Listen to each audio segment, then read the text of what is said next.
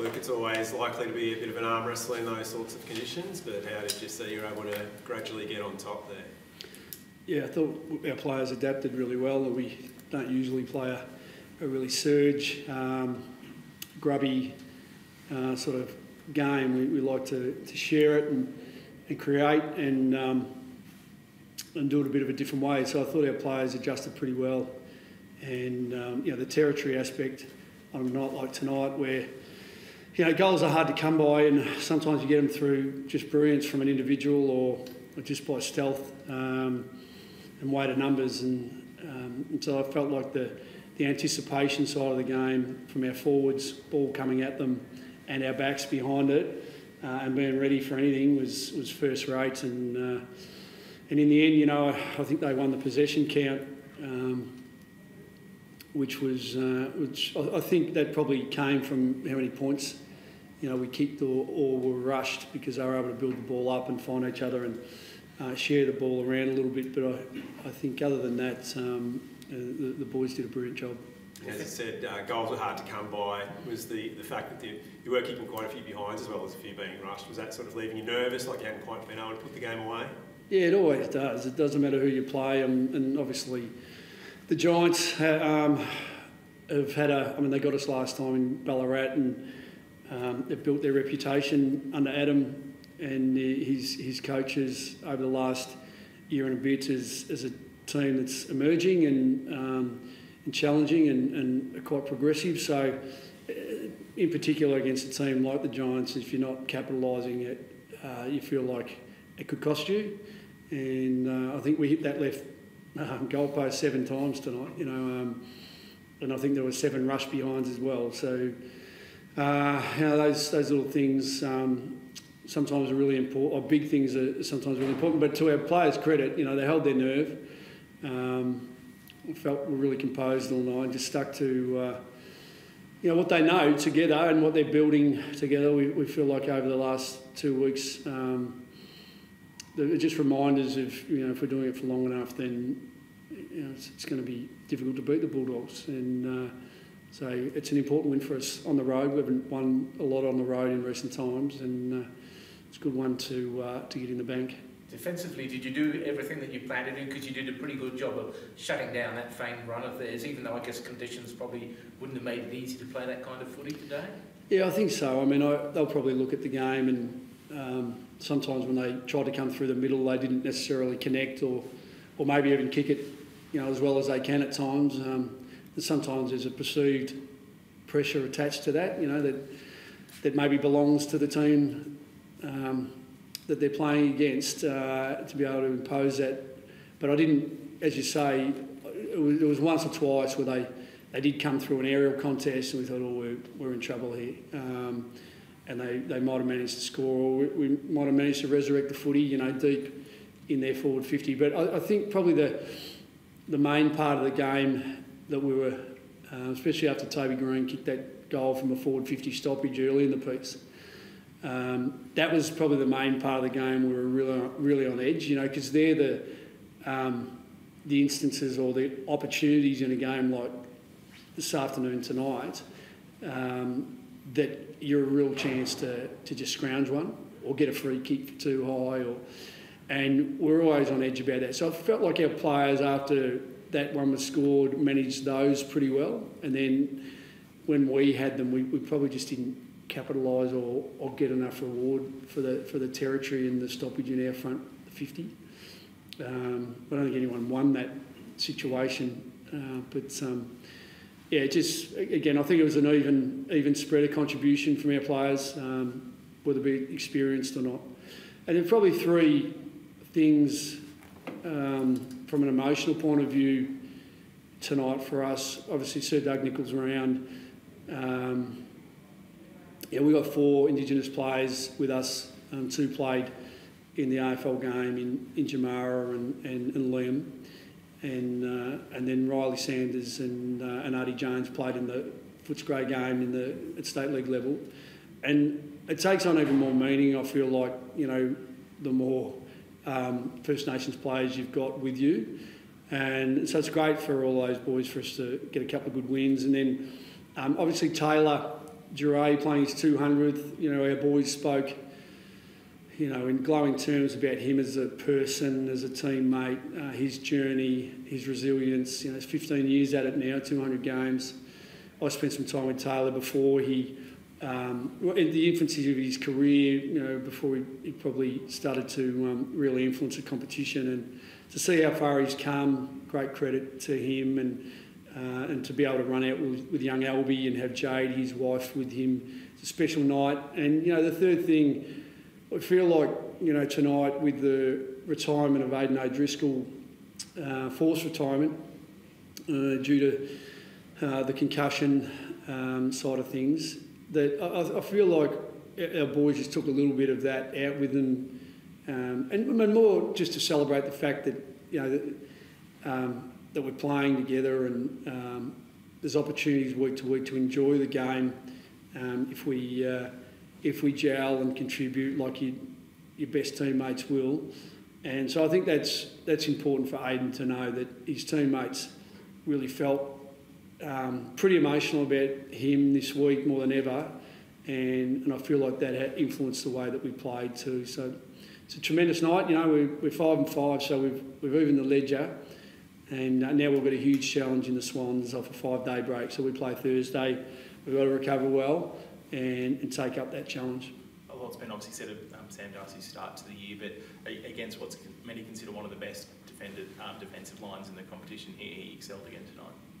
Yeah, he did, and as much as during these games when it's a bit wet and you know, you weigh up what's more important at different times, and you still need to cover the ground. You know, in turnover you need to run like no tomorrow, and but to have the presence in the air, the will and the courage to just continue to put your body on the line in those situations. I felt like he and Norts and Jamara and Tim at times through the middle and in the front end were just brilliant for us. You know, they didn't necessarily get the spoils as far as kicking goals, but they were such a presence for us. And I felt there behind the ball, our keys in Liam and Alex Keith and James O'Donnell were pretty good. You know, James spent a fair bit of time on Toby Green, and the kids in James O'Donnell, Luke Cleary, and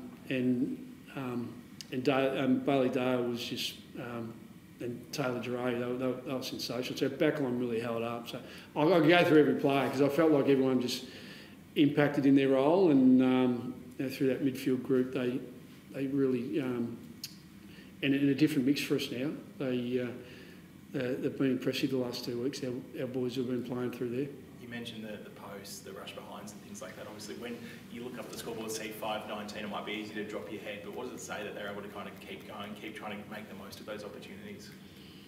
Yeah, I don't know how much it says quite yet, but in tonight's game, the question earlier on, you know, about what's going through your head when you're missing opportunities and against a team like the Giants, I think our players just defaulted to we're in control of the game. Just got to keep doing what we're doing. Got to stay composed, and that's not always easy when you haven't got so many runs on the board. But so that's a good sign right now, and now we'll just see what the sustainability of it is, you know, as the weeks ensue. And Ed Richards, 10 clearances today. I think he had not far off that last week as well. Really seems to be grasping his opportunity to spend more time around the ball. Yeah, well, he's another one, and with that different blend, and Harvey Gallagher through there, and you know, Adam had another prolific game, and obviously Marcus got sat on by Callum Ward, and you know, we did something different in the second half with that, and Marcus went a bit more to one of their other players, and then played a bit more forward, and you know, he just kept going. But you know, you're used to seeing other players running through there, and obviously with Libber out of the team, as much as we'd already started Ed in that mode and in those roles, we've probably shrunk the guys going through there, and we're playing them in other areas, mainly forward of the ball, and even Lockie Brambles been able to adapt to a wing rather than the half-back area, and that's been helpful for us too. So some good signs. Caleb Daniels started as a sub. I think he came in with less than 10 minutes remaining. Yeah. Was there an inclination to bring him in earlier, especially on a day where perhaps his polished ball skills might have been useful? Yeah, there was an inclination to. I think one of the key considerations, well, I know one of the key considerations around introducing the sub is to always consider where are we unstable or who isn't really playing their role to the level that we'd like. And the answer to both of those questions was we're pretty stable and we felt like everyone was playing their role pretty well. And it was just more of a fresh legs type approach, and Sudu went on and played a specific type of role just for that last part of the game to shore us up. And he had some good involvements. It would have been nice for him to play a bit more game time, but it's pretty handy that he didn't, to be honest. You touched on Nords a bit earlier. He was one that started a bit slow in the condition, but then really grew into the game as it sort of come on. How's you found his sort of leadership this year in terms of sort of growing into the games and finding himself when he's not really getting the spoils of goals? Yeah, well, he's having an outstanding year. I think he's 7th or 8th on the goal chart, but he was 3rd overall for influencing score behind Charlie Curnow and I think Jeremy Cameron. Yet I think it was Jeremy Cameron, the second one. But anyway, we kick it to him 50% less than we do to those guys. So the work he's doing up the ground, I'm talking about inside 50 connections, it's just been sensational. And on a night like tonight when it is a bit wet and it probably plays in the defender's favour, I would think. Yeah, we had a lot of entries in that first quarter and it was difficult. For him to just work through it like he did was outstanding. So he's having a great year. He's helping others play well. And I think we're probably at that stage now where our younger forwards in Aaron, in Jamara, Sam's starting to emerge. You're more confident than ever that in the physical stakes and how much of a challenge it is to play as a key forward, that those boys are now hard to play against. So that's great for them, it's great for the team, and it's great for the club because it takes a little bit of time. And Samara and Sam are the youngest of the three, but there's some really good signs. You've only got a 5-day turnaround now. It's going to be a pretty big game. If you claim that scalp next week, then you're really flying, I guess. How do you look ahead to that? And with a 5-day turnaround, how does that affect your preparation? Oh, it'll affect it enormously. You can't get a lot of work in, obviously. You go into recovery mode, and then when you come out of it, you can train. You're making sure that you don't overtrain because the game's imminent. And so we'll do it a bit of a different way. We've got another 5-day at the latter part of the season. So, it just so happens we're playing a pretty hot side in Sydney, so it's a great challenge. I think we've come through the game at the moment without any injury, which right now, that's my understanding. So that's a great sign. And I think at state league level, we got through reasonably unscathed as well. So we go in, our state league team doesn't play until the Saturday. So we'll look forward to the challenge, but we'll definitely need to freshen up and hit the ground running. Thanks, everyone.